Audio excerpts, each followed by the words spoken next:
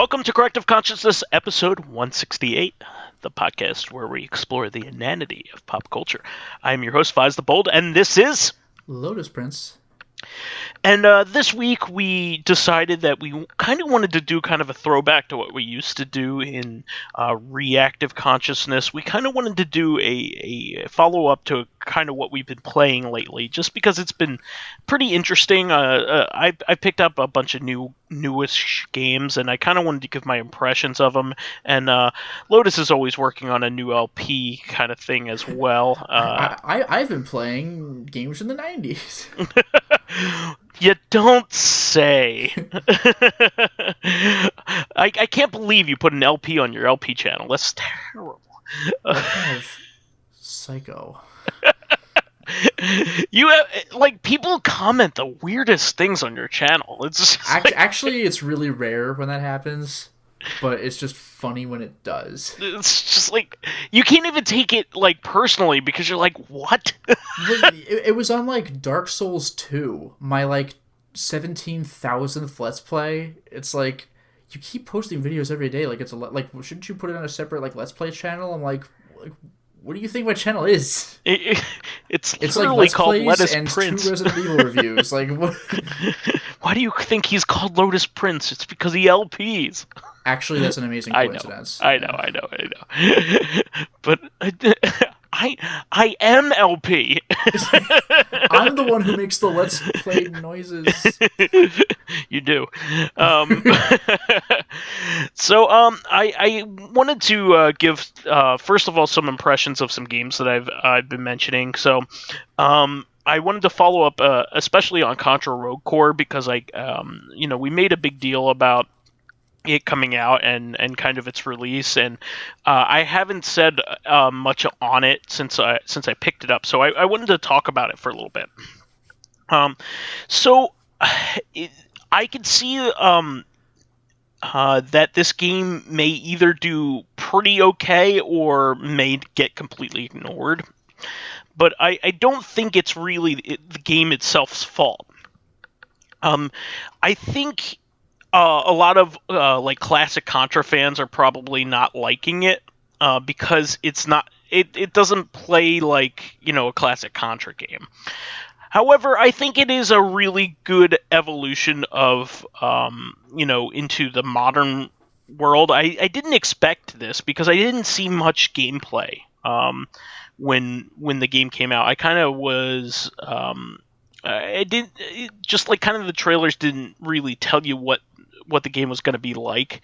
Of course there's going to be plenty of shooting and bosses and stuff like that, but really what it comes down to is it's kind of like a run and gun arena shooter that is kind of a little like Smash TV or the old Hunter the Reckoning games. And so I thought it was pretty cool in that you could do multiple runs on levels with friends and go into lobbies and stuff. And the whole point is to get loot in order to upgrade your weapons and your body parts in the game because you're cybernetic. The characters are all kind of cybernetic and stuff. So, nice. The idea is that you want to play the levels at higher difficulties and get kind of like the what you would do in Peace Walker or something like that, or Monster Hunter or whatever. You play harder versions of previous levels. You get better at them, and you keep doing them over and over again to get rarer and rarer loot drops and do conversions and stuff like that. At the home base. So it kind of has a Monster Hunter-ish feel. It has a hub where you can meet up with other people and that kind of thing. Oh. So it's pretty neat. It doesn't have other people physically walking around, but you could go to the bulletin board, and meet up with people, that kind of thing. So I think it's pretty neat that they tried to modernize the concept, but still keep some classic shooting roots to it, even if it weren't the old side scrolling Contra gameplay style. It's most probably Neo Contra, I guess, in that way. It's it's an overhead kind of thing. and kind of a twin sticky kind of thing. But I actually really enjoy it. I mean, there's some cool dodging mechanics and things like that. I haven't played a ton of it, but I can tell you this, that it's absolutely not a bad game. So that was my main fear, is that it was just going to be a shit game, and it has some quite a bit of thought put into it and a lot of depth. Quite a bit of content in there too. So I'm looking forward to playing more of it. I think it would be even more fun with some friends, so maybe you could even play it sometime when you come over or something like that. Mm-hmm. But I kind of wanted to follow up on that and say, I'm optimistic on it, and I kind of like what they did. Something a little bit different. What are you up to right now, Lotus? Well, I'm kind of doing like several things at once here. One of them, the game that I've been playing just for fun, Horizon Zero Dawn, I relatively recently finished. So what a great game that was! A lot of listeners were following me when I was talking about that. Oh yeah, like I platinumed the game. I did everything in the DLC. The only thing I didn't do was the same thing that I did not do with Spider-Man PS4, which is get the trophies that are specifically for New Game Plus stuff. Yeah. It's like, I get it. I got everything in the game. I even got all of the data points, which are not required for trophies. The game's freaking incredible, and it's really gratifying to see like how much more powerful you get. Yeah. As you progress through the game, like, the battles are still so much fun. Like the end of the game, you're still playing with like a sling and a bow and arrow, but they're way better than your previous ones. And you can attach modifications to them to make them crazy. I even got that like super armor from that one side quest, which is ridiculous. That's a lot of fun. Yeah, the one that self heals. Yeah, that's cool stuff. Well, it doesn't it force fields. The force field heals. Yeah, that's what I mean. Yeah, freaking crazy.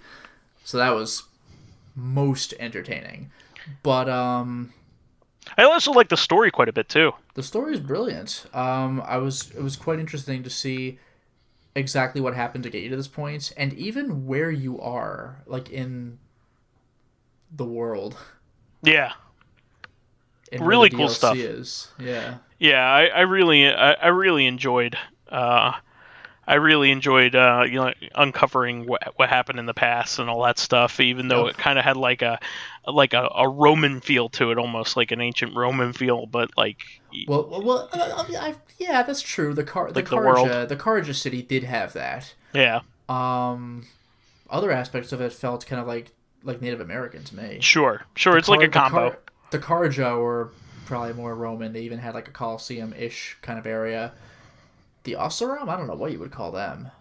Like they're like the world's blacksmiths, basically. Yeah. They're kind of like their own thing. Well, let me see here. I really would like to see what they would do with the sequel. Like, what can you do in that? Like, probably more mounts and stuff like that, because there's only a few mounts. Yeah. What's that? I said there's room for a sequel too. Yeah, you could do tons of stuff, and it even though it had quite a vast world, I mean, it took a while to get through it all. Yeah, I gotta say, I very much appreciate that when you discover campfires, they just become fast travel locations, and it was also quite pleasing to be able to craft an infinite fast travel item. That thing was a freaking lifesaver. Oh yeah, absolutely. It only costs like $50 in a fox skin, but like, it just changes the entire game. You know what? The crafting in that game was a lot of fun. I actually really enjoyed hunting like the specific animals for the parts. I was pleased that I did not have to hunt geese or owls, because those things just fly away and they're really difficult to catch. Yeah, but I don't you need it for some other reason? I forget. I'm not sure you ever need owl. Geese you need for like one or two things, but if you do every side quest in the game and like buy all the boxes, some of them just come with that. Yeah. So like you need it, but you could just get it. I would say the most annoying thing for me was the raccoon, because like they come out at night, so I just had to like wait for night and then just warp to an area where I think has raccoons. I really enjoyed the large scale beast battles though. Oh, so much fun. Yeah, the Thunderjaw, which is basically like a dinosaur. So much fun to fight. The funny thing is, it's actually easier to kill than like the tunneling worm and the stormbird, because you could just knock off its guns and use them on it and take off most of its health. Yeah, there are a lot of other enemies that are a lot quicker. Plus, if you use the vibration arrows and knock off a lot of its armament. Well, you don't even have to do that. Just knock off its disc launchers and shoot him with his own disc launchers, and he is Yeah. almost dead by the time you're done. Yeah, no, It's I used to fantastic. do that too. Oh, by the way, did you ever beat all of the get a gold medal in all of the hunting lodges? Yes. Mm-hmm. Because there is a payoff. Yeah. Oh no, it's a good time. I Yeah. really enjoyed that. Let's see here. Okay.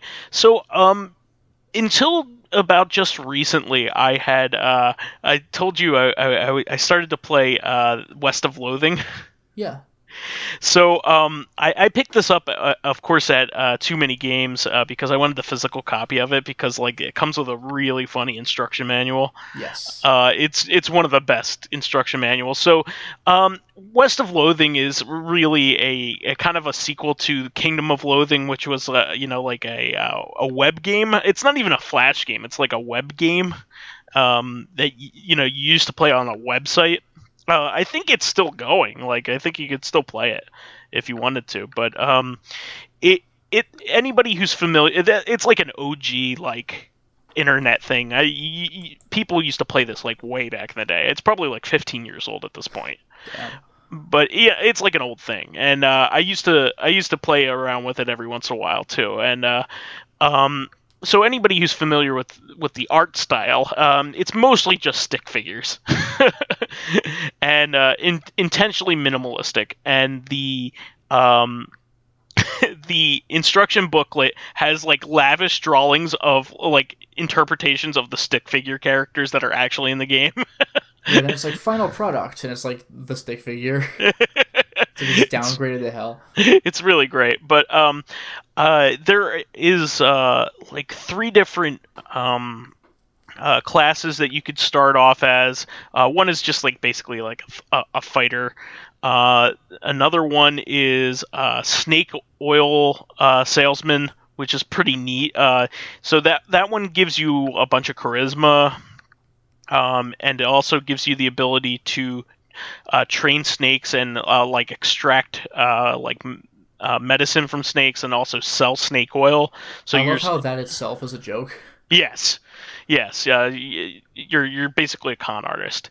Yeah, but if you're able to extract oil from snakes and sell it, then you're not a con artist. Yeah, And, that's the joke. That's the joke, yeah. And it's actually pretty funny. So I always in a lot of Western RPGs when you this really doesn't come into play in a lot of Japanese style RPGs, but I love it when you can talk your way out of a situation rather than fight your way out of a situation. It's just a cool thing. And I used to do it in the Fallout games all the time, in Fallout 3 and Fallout New Vegas. I liked having a lot of charisma or the scientist ability because I could talk science to people. Yeah, I liked it in I think Deus Ex had it, but especially Deus Ex Human Revolution. Yeah, it's just really cool to get also cheaper wares at shops. That's one of the perks of this character as well. Sure. So I decided to play as them. There's also a magician class. I forget what it's called, but that seemed pretty cool too. I'm usually a fighter in most games when I play them, but unless I'm given a choice where you have a high charisma, and I really love that. If I'm given the option, I'll go thief probably, or in System Shock 2, I always go as much hacker as I can. Yeah, I like that too, but I tend to be moral when I play. I tend not to steal stuff from merchants and things like that. I tend not to do that, especially in the Fallout games where you get branded. The game has a karmic system. Well, that's true. Yeah, I will do the moral thing as far as plot is concerned, but if there are no negative consequences from stealing from minor characters, then I will absolutely do that. Oh yeah, no, that makes sense. But in Fallout, you can't do it unless you want to be branded as karmically evil. Yeah. So I stayed away in those kinds of situations. But in West of Loathing, I have been like doing like things like one. This game has a hilarious sense of humor. It's just funny like constantly. There's puns everywhere. One of the things you could do is you go into the first saloon that you go into has a bunch of people like two people with a bunch of money out trying to play poker, but they obviously just don't know how to play poker. So like they're looking at like the poker, like how to play poker card, and it's in their hand like while they're playing it, and you could go and play like a regular hand of poker, or you could be like, oh, I win. Nice. And then you take all the money, and they're like, oh, well, shucks. That's fantastic. Like if you're a snake oil salesman, you could do that. So I did that, and one of the funny things that I did in the game too was there is the spittoon, like oh yeah, I was telling you about this. So the game tries everything it can do to tell you you shouldn't be sifting through a spittoon, but you can. But like it tries to stop you. It's like, look, man, you don't want to look in here. It's gross. Like it just like keeps going, and then at the bottom of it, like you finally get like a gross ring or something like that is like one of the things that you pick up. So it gives you a minor stat boost or something like that. But then you go to like the second saloon, and it's like, and it knows that you rifled through the first one if you did it. So it's like, look, man, you already did this. What are you hoping to accomplish? You are really gross. Like, what kind of person like just sifts through spittoons? And then it's just like, do you still want to look at it? And it's like, yes.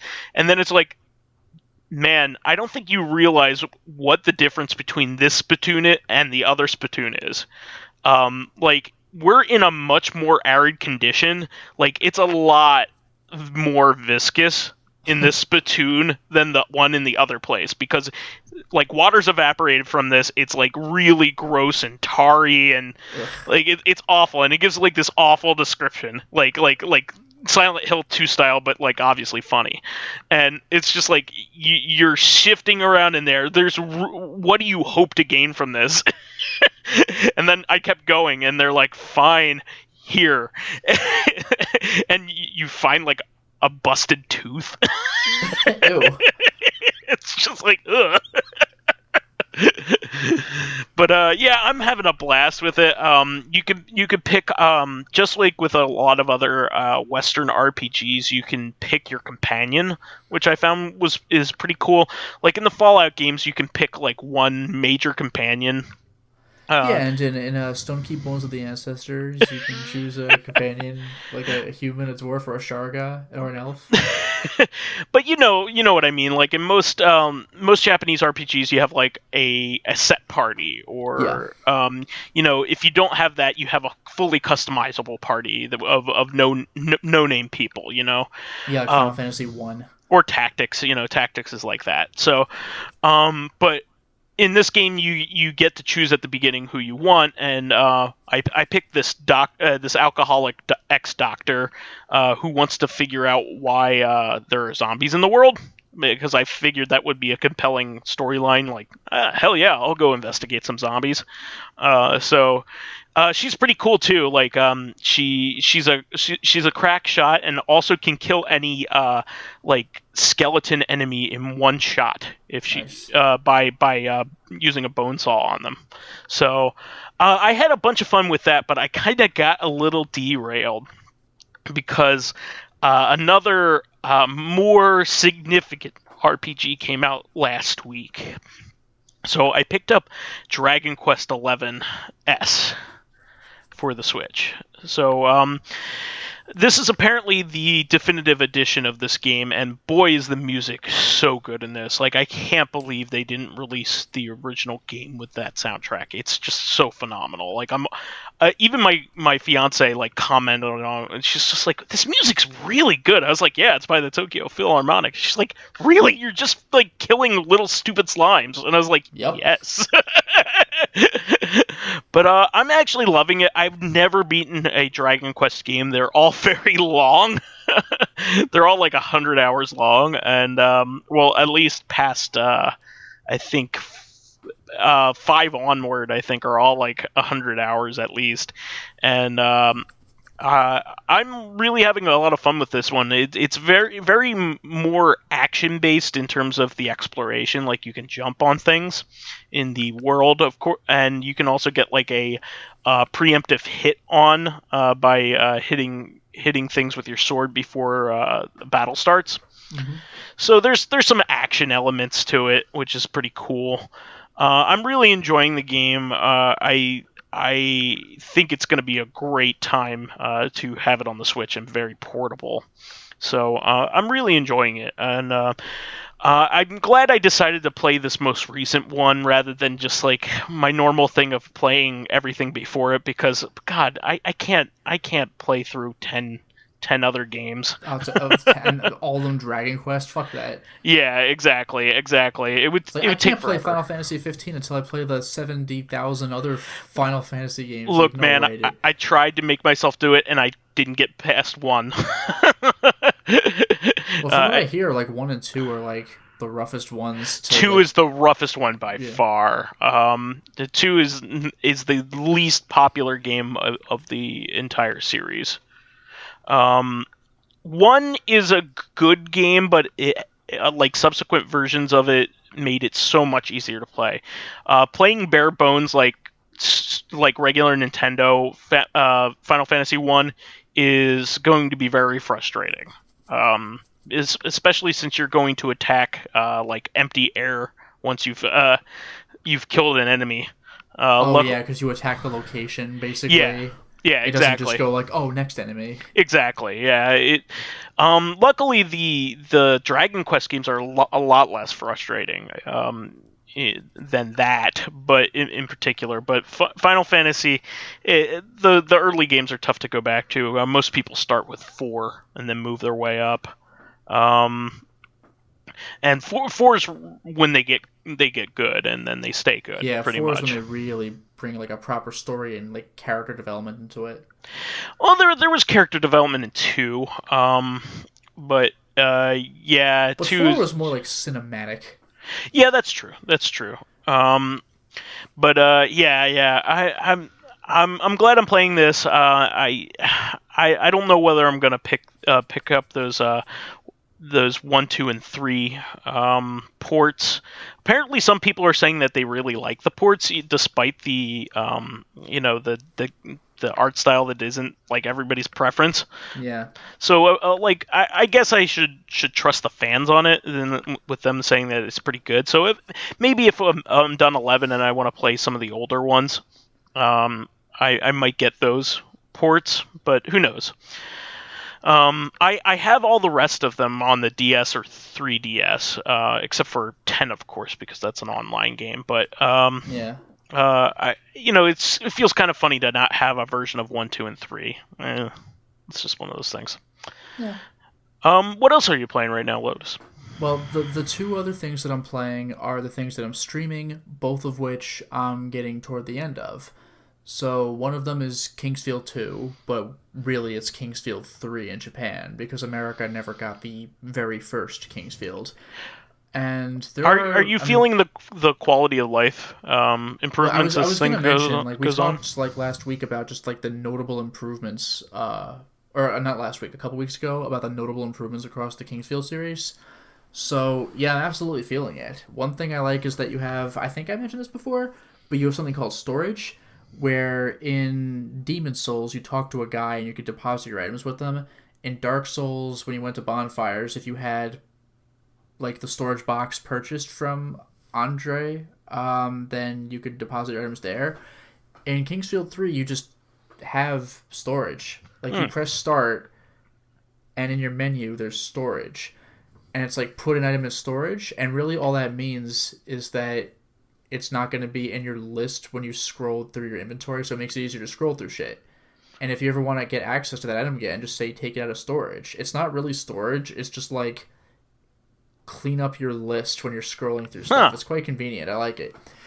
But I'm getting toward the end of Kingsfield 3. I think the next time I stream it, which is going to be well, actually, this is Corrective Consciousness, so I may very well already have beaten the game. But we're recording this on Monday. I look forward to streaming on Tuesday. We'll see if I finished it, but I bet you I will. But I'm very much looking forward to getting to the end of the game. They already did that really cool thing where they like replicated Kingsfield 1's first floor. Oh, cool. In Kingsfield 3. So it's already nostalgic for itself.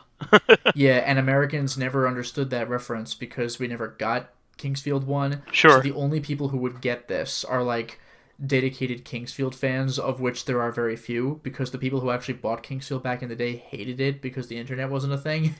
So, I would guess that some people in Japan liked it, because... well, yeah, FromSoft kept making games, but yeah, exactly. God, you really gotta power your way through them. I mean, you know how the Dark Souls trilogy edition came out? Sure.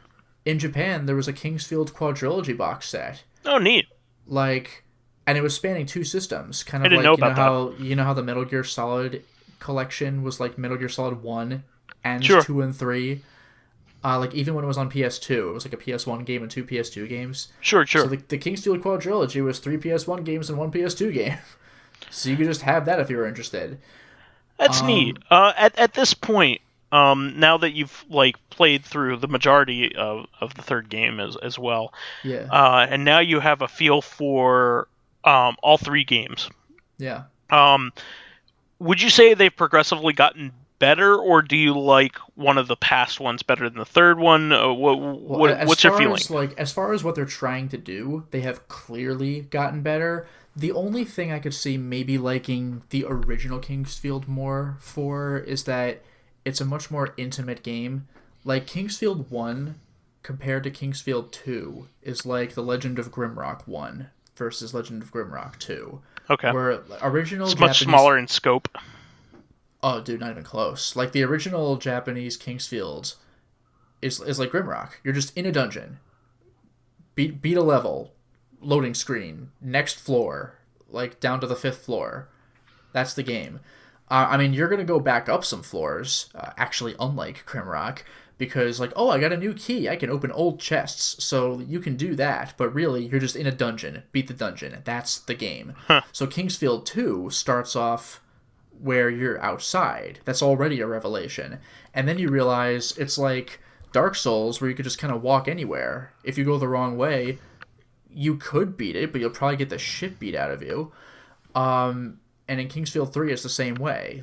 Any enemy in the game can 3-shot you at the beginning of the game. But you keep leveling up and getting better armor and weapons, and you clearly feel a change in how powerful you feel. It's pretty fantastic.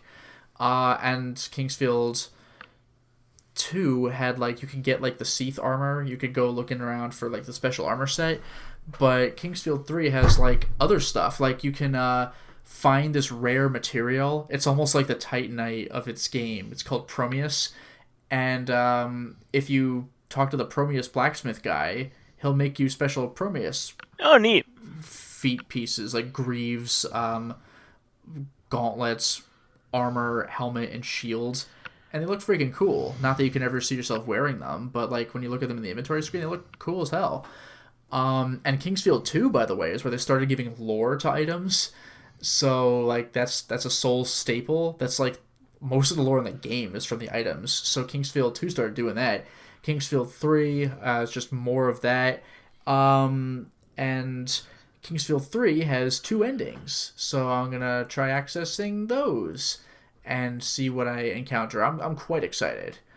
Kingsfield 1, it's funny. I tried downloading an ISO for it and playing it via the PSIO because I had to, because it's fan translated. Mm-hmm. And it kept crashing on me. And I was afraid, is the PSIO a faulty product? Is it not installed correctly?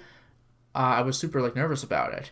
But then I tried running other games with the PSIO. I tried running an American game just on the regular PlayStation without the PSIO. I tried using a Goldfinger for a foreign game.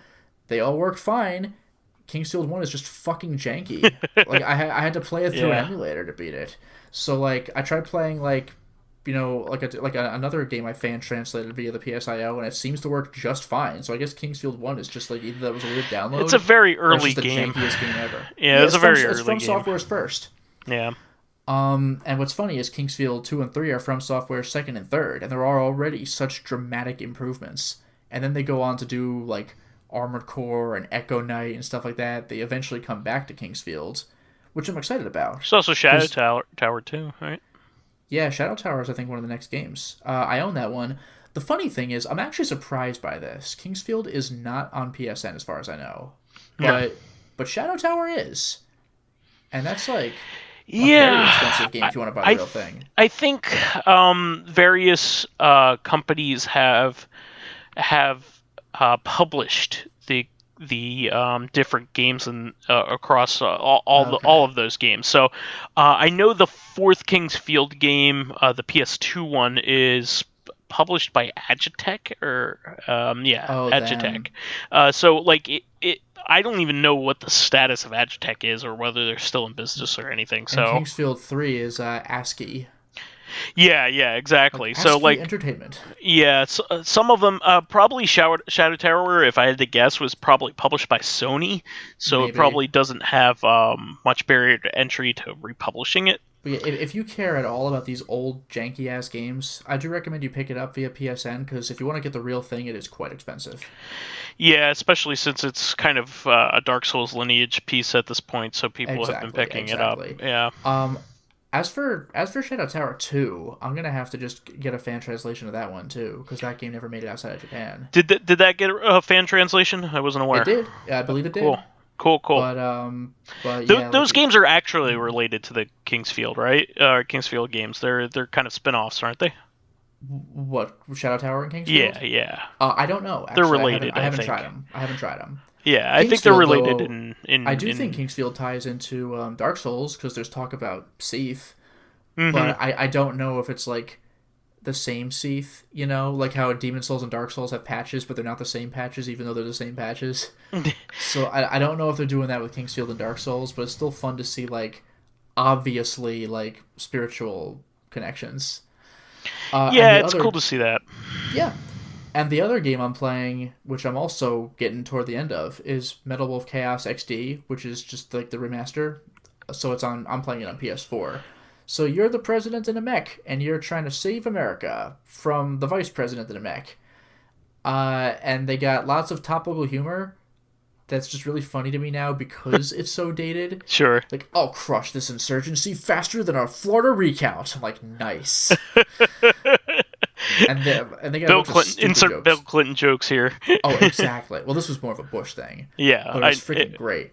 And it's like they have such stupid freaking jokes. Like, there's one part where you return to the White House and it's completely decked out in guns and armaments, and it's like basically the boss is the White House. But the thing is, you're supposed to destroy the weapons without harming the actual White House. So there's 2 health bars.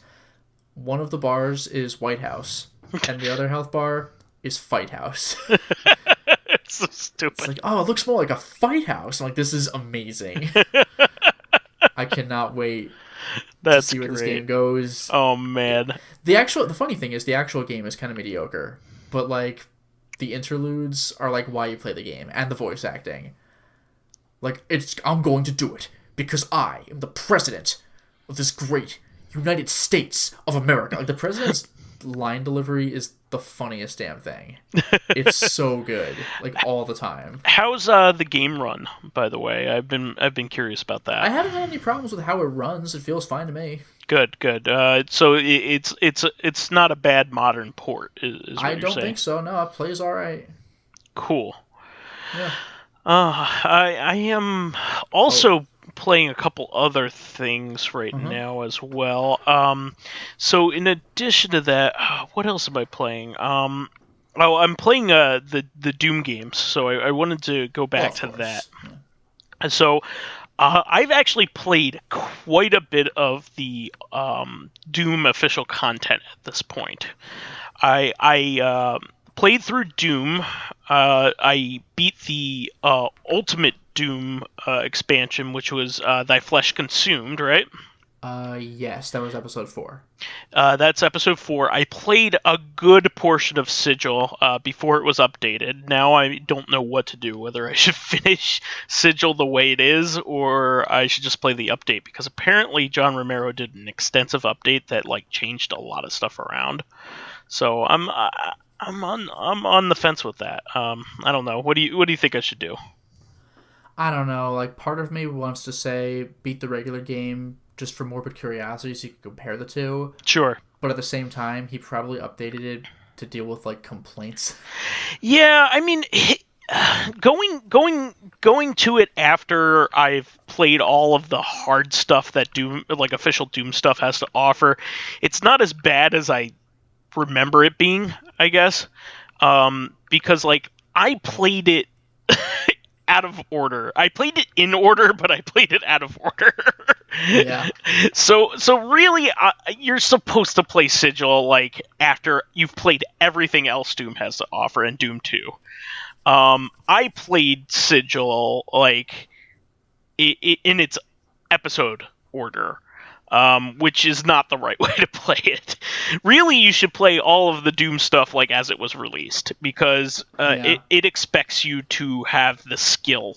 Well, that's how I feel about every series. Like, I Yeah. play in the order of release, even if the timeline might not make sense, but there's still a sense of progression in its own way. So I would say that like I absolutely love the latter two. I love the entirety of Doom 1. I love Doom 1, but I especially like the last episode. I really enjoyed that. And then I got then I did Thy Flesh Consumed, which is really brutally hard. It like even on the normal difficulty, even in Knee Deep in the Dead. Um, or what's Hurt Oh Me yeah, I'm Plenty. too young. I'm Hurt too young to die. No, it's Hurt Me Plenty is normal. Oh, sorry. Right? Yeah, I'm too young to die is easy. Yeah. Yeah, it was like I'm too young to die. Level 2, whatever it's called. Hurt Me Plenty. Oh yeah, hey, not so tough or not so rough. Hurt Me Plenty, Ultra Violence, and Nightmare. Yeah. So I've been playing it on Hurt Me Plenty, which is normal. Which in most games that's what the game is designed for. So I played through 1 through 3, and I really enjoyed the ramp up in difficulty. It wasn't a cakewalk, of course, and I'm not playing it with codes or anything, which is something I may want to do in the future.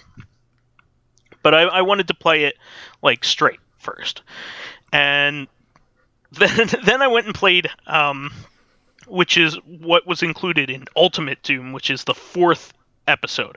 Now that was originally released way after Doom 2, wasn't it? I'm hazy on this one, I'm afraid. I believe it was way after the initial game was released. I think Ultimate Doom was like 95. Yeah, and So that what was Doom 2, like 94? yeah. Okay, so all right. So this was probably pre-Final Doom. I think so. Yeah. Okay. So I should have just gone on to Doom 2 after I beat Doom 3, or the third 3 of episode. Doom 1, yeah. Because I love Doom 2. I think Doom 2 is the best, like out of all the classic stuff. I really love Doom 2, especially towards the middle of the game is like my favorite. I really love. They really amp up the environment in it. I know it sounds kind of funny, but like they try to genuinely make like a realistic looking environment, like a city street and things like that. Like they have the suburbs and an industrial area and things like that, and I really love that kind of stuff. I like it when Doom tries to have a realistic environment, with blocky buildings and stuff like that. It's when it gets crazy with like the maze like stuff that I get a little frustrated, because it gets to be close quarters and a lot of it's traps and stuff, and that's fun, but you get sick of it after a while. Yeah. But I love Doom 2's later stuff, especially when you're on Earth, and then I played No Rest for the Living, and I love that too. Right. I thought that was great. I thought it was a lot better than probably a lot of people have ever like probably given it credit for. It's really good. The last level is really really tough. Especially if you're not playing codes, and if you haven't found the BFG, because like in the proper games, in the proper episodes, you probably have found the BFG, in proper Doom 2. But Well, it's guaranteed in the last level anyway. exactly. But you don't have that in the expansion. You don't have that in No Rest for the Living, because after every episode or whatever, you start off fresh. Yeah. So if you didn't find the BFG, you're gonna have a hard time with that last level, because the entire last level is a horde of imps surrounding your elevator going downwards into like a basement where there's also a cyber demon. So you have to fight through the horde of imps without dying, and also hope that the cyber demon doesn't come in and missile your ass. It's intense. But I actually beat it. So after trying several times, but it was an intense fight and it was a lot of fun. I really enjoyed it. That was a lot of fun. You know what you should watch at some point is on the Games Done Quick speed runs. You should watch the user King Dime, like a dime 10 cents. Mm-hmm. King Dime play just any of the Dooms. He is a machine. Like, he is ludicrous with Doom. Like, just watch him play through like all of Doom 2 or something. It's absolutely insane. I'm definitely going to seek out some like some really cool I'm definitely going to seek out some cool like super plays and stuff like that, because I'm really getting into it. I know it sounds kind of funny. It's just like, well, people have been telling you, Vise, like this entire time that Doom is great. I mean, Lotus has been telling you for years, and it's just like, but like I never played it to get into it. You know what I mean? It's like I always knew it was good. For Undertale, like I know it's good. Like when I finally sit down and play it, like yep, it's as good as people say. It's just I had to sit down and play it. But I'm also like, I also feel glad that like it held up. You know what I mean? Like I enjoyed it now. Yeah, Doom really holds up. Yeah, so I really like it. I'm playing through the master levels right now, which I don't like as much. I don't find their design very tight. So say what you want about like some of the later levels of like Doom and Sigil and stuff, but at least when you fall into like a slime pit, there's a way out of it. Yeah, there are a bunch of areas in some later Doom games where it's just a death pit. Like, fuck you. It's pretty frustrating. It's gonna constantly save. Yeah, and I don't like that type of design. I mean, like, maybe you should get punished, but not, like killed? you know what I mean? You play some level called the Chasm, where the whole gimmick is that there's this tiny, narrow walkway, and, like... Oh, the catwalk? Yeah, I played that. There's death pits, yeah. Yeah, the catwalk was probably my least favorite level to date. Also because I just felt like it wasn't well designed in general, which, But I'm gonna find stuff that I don't like as much as the other stuff. I realize that. Yeah, of course. I'm gonna have my favorites and whatnot, and plenty of people are gonna disagree with me. But you tend to like the Final Doom stuff the best, right? I don't know if I like it the best, but like it is. I don't know if underrated is the right word, because I don't know how many people like even played it. Maybe just underrepresented. But like, just shout out to Final Doom. Like, it's got a bunch of cool stuff. And almost, I think, like an entirely different soundtrack. And I don't think it's like the people who did the classic Doom soundtracks, but like, it's damn good. There's only maybe one track in the entire thing where I wouldn't have thought it was Doom music, but it's still really good. And everything else sounds like it could have fit in. Like, it clearly sounds different from Doom 1 and Doom 2, but it sounds like Doom music at the same time. It's quite interesting. Yeah, I definitely plan on playing through that after master levels. I might even skip the rest of master levels and move on to TNT. And again, Uh, the beauty of Final Doom is that there's two of them. Like you just said, there's TNT and there's Plutonia Experiment. yeah, yeah. So I'm looking forward to that one as well because I good recommendation from you, and I kind of just want to stop playing the master levels. Yeah. They're just not as much fun to me. I have more familiarity with, I think, TNT, but Plutonia Experiment, if I'm remembering correctly, has the secret level, which is the hardest thing they've ever designed. And I know that because it explicitly tells you this. Gotcha. All right. Well, that was pretty extensive of what we're into at the moment. Would you like to get going with fan stuff here? Why? Sure. So we have a few comments here. Living Corpse says that Konami had the rights to do a Godzilla game back in the late 90s, and they did nothing with it. Yeah. But imagine if Kojima had been attached to making a Godzilla game. There's enough crazy stuff in the lore for him to go nuts. Oxygen Destroyer, Super X, Space Titanium, Anti-Nuclear Bacteria, Aliens from the Black Hole. That's true. You'd have a field day. Yeah, that really does just sound like something Anti-nuclear Kojima bacteria. would do. Yeah. No, what got me was Oxygen Destroyer and anti-nuclear bacteria, like Nanomachine Sun, and like Space Titanium. Well, I could definitely see Kojima just doing a bunch of weird espionage shit with I it. forget the name of it. Was that Destroya is the anti-nuclear bacteria? I don't know which is which, but Destroya is a Godzilla villain. Yeah, yeah.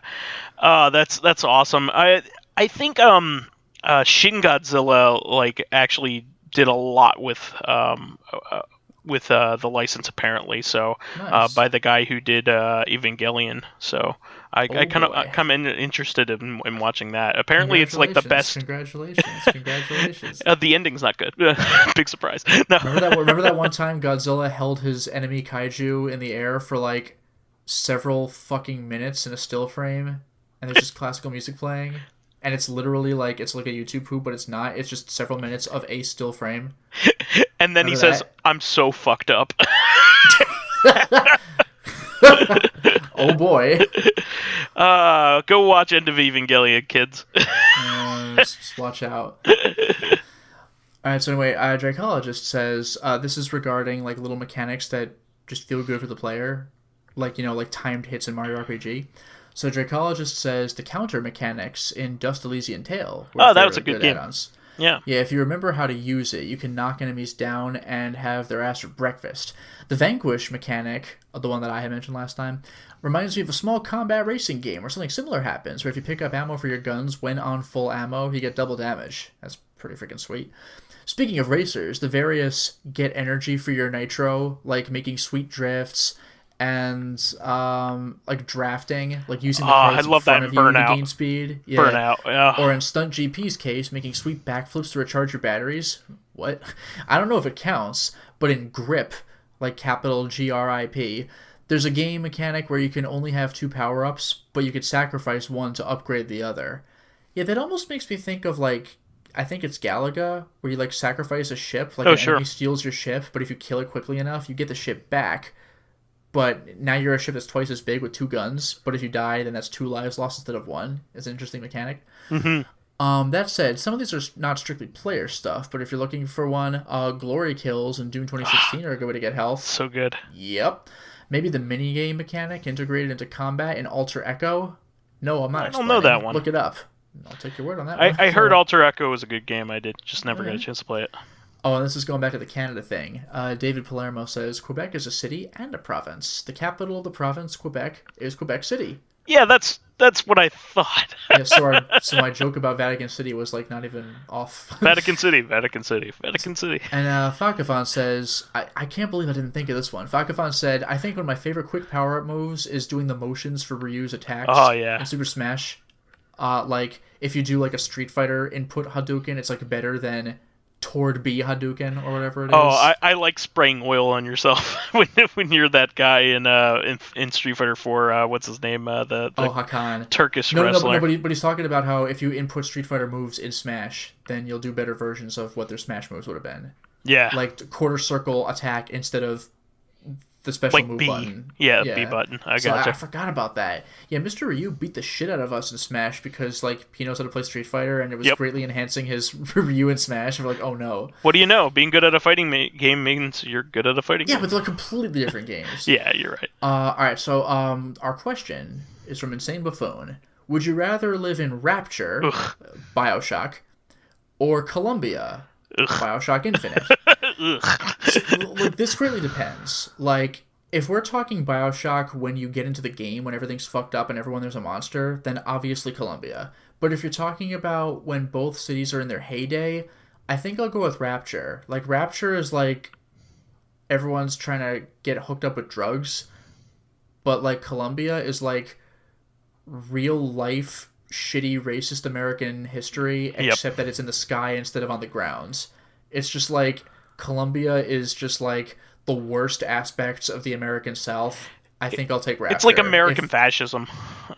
Yeah, like if we're talking Rapture back when it was up and running, Rapture hands down. If we're taking Rapture in the video game BioShock where everyone's a monster, I'll take Columbia because they're fucking human beings that don't have psychic powers. They're both fucking bad. They're both fucking bad, but I'll take like a populated town instead of post-apocalyptic town. But again, if we're talking both in their heyday, I'll take Ayn Rand instead of fucking racist real-life American history. I mean, at least Columbia doesn't have the big daddies walking around it. No, but it has those president robots. Yeah, but like, unless you piss them off, which your main character has, they're gonna leave you alone. What, the president robots? Yeah. Yeah, but that's the whole gimmick with the big daddies, is leave the little sisters alone. Yeah, I mean, guess. In the context of the game, I think they... No, yeah, big daddies are not naturally aggroed. I think some of the Rosies might be, to be fair, but like, in lore, leave the little sisters alone and you're good. In Columbia, if you are Booker, then I guess it's bad, but if you're vysethebold, then I think it'd be fine. Well, I keep thinking, like, at least, like, Columbia has, like, structures and stuff. Like, it has, like, functional buildings and, like, you know... Yeah, well that's my thing. Yeah. So did Rapture. But, like, if we're talking when you play both video games, like, Rapture's, like, been completely destroyed and everyone there is stark raving mad. I would much rather want to be, like, in the sky than under the water. Like, that is true. I'll give you that. But just, like, 1800s American history, like 1930s American history, like, oof. Yeah, no, I'm not happy I'm in, like, racist town, but, you know, like... like... You had better be white. Like, you had better be white. Yeah, I mean, Christ. At least there's some barbershop quartets and shit still going on. They did have the barbershop quartets. They did have, like, the fun festival with your paper hats and your confetti streamers. And 30s versions of 1980s music. Yeah. You got me there. Yeah. And weird cyberpunk aesthetic, kind of, a little bit, only a little bit. And those hook arms are pretty cool. Yeah, not cyberpunk, steampunk. Sorry. Yeah, very steampunk. It's mostly really not steampunk, but like the hook arm and like the bird, like absolutely steampunk. Oh, that's very steampunk. Yeah. Rapture is more like, what do you even call that? I don't know. The thing with Rapture, though, it's Art Deco. It's Art Deco. Oh, you're right. Yeah. The thing with Rapture is that, like, this is getting outside of the context of Rapture itself and more in the context of the video game BioShock, but it's basically System Shock 2, and that's another place you don't want to be. No, you don't want to be System Shock 2. Like, again, in System Shock 2, the Von Braun was great. It's just that the game starts after the fucking aliens show up. That's BioShock. Like, it should have been great, but you showed up after everything's gone to hell. Being in a fucked up space station is almost as bad as being in a fucked up submerged city too. I don't know. I would say being in a submerged city is being almost as bad as a space station. I don't know which is scarier, underwater or space. No, they're both just as bad if you ask me, but because you can run out of air, like things cannot function. Like being in a sky city is much better than both those things. Actually, I will give you this. In BioShock, I don't think 1 did it, but in BioShock 2, you can put on your diving suit and go out underwater. Oh, sure. You're not doing that in System Shock. Yeah, no. But one thing that I do find kind of funny, by the way, is like we're comparing like post Gone to Hell, like, oh, if Rapture was in its heyday, I maybe would go there, but like Columbia is bad when it's in its good state. Like, Yeah. that's incredible. And then, of I mean, course, as Infinite progresses, it gets into a more and more chaotic state. But like, even when it's in its good state, it's like I am at best like highly uncomfortable because we're looking at this 1930s bullshit with like a 2000 like 15 or 14 like mindset. It's like, if you ooh, thought Columbia was going to be a cool place to be, you are a fool. you are an upper class white guy or you are fucked. No, but you can't have, like, you knew something sinister was up with that place, Oh, I mean, like the whole almost video immediately. game's taking place here. It can't all be good. Yeah, exactly. I think we answered that one pretty good. What do you think, Lotus? I'm satisfied. Okay, cool. I'd rather go to the District of Columbia Yes. than all of those places, and I See, have. Columbia was in a state of racism. District Columbia is in a state of, oh wait, it's not a state at all. Hey. It's a territory. It has a There's so mayor. many different names. There's so many different names for these things. Anyway, I think that will be the show for this week. We want to thank our fans who contributed questions and comments. Good job, guys. This was a really good batch. Yeah, Please we got keep still us more questions too.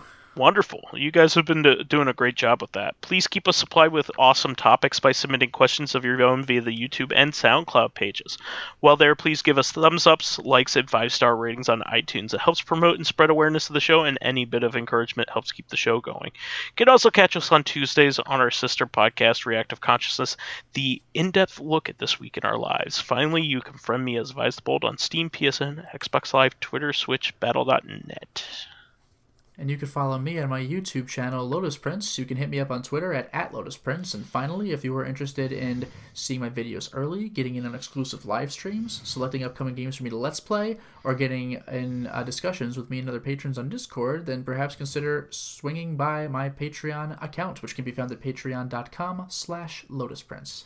All right, well, that'll be our show for this week. We'll catch you next week for another episode of Reactive Consciousness. We'll catch you then. Until next time, everyone.